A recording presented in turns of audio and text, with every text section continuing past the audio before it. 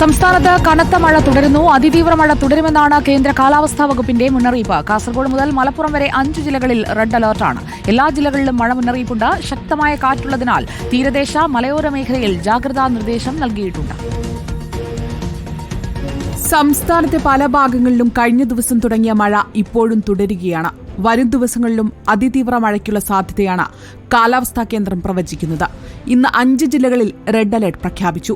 കാസർഗോഡ്, കണ്ണൂർ, കോഴിക്കോട്, വയനാട്, മലപ്പുറം ജില്ലകളിലാണ് അതിതീവ്ര മഴ മുന്നറിയിപ്പ്. തിരുവനന്തപുരം, കൊല്ലം, ആലപ്പുഴ ഒഴികെയുള്ള എല്ലാ ജില്ലകൾക്കും ഓറഞ്ച് അലർട്ടും നൽകിയിട്ടുണ്ട്. എല്ലാ ജില്ലകളിലും മഴ മുന്നറിയിപ്പ് തുടരും.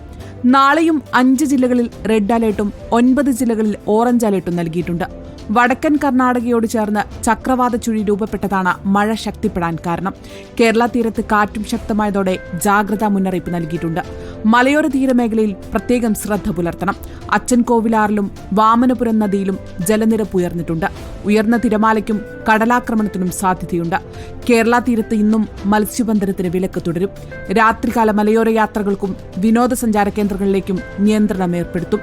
അപകട സാധ്യതാ മേഖലകളിൽ നിന്നും അധികൃതരുടെ നിർദ്ദേശാനുസരണം മാറി താമസിക്കണം എന്നാണ് മുന്നറിയിപ്പ്. അതിനിടെ കനത്ത മഴയിലും കാറ്റിലും തിരുവനന്തപുരം പെരുമാതുറയിൽ വീടിന്റെ മേൽക്കൂര തകർന്ന് റോഡിലേക്ക് വീണു. പലയിടത്തും താഴ്ന്ന പ്രദേശങ്ങൾ വെള്ളക്കെട്ട് ഭീഷണി നേരിടുന്നുണ്ട്. റിപ്പോർട്ടർ, തിരുവനന്തപുരം.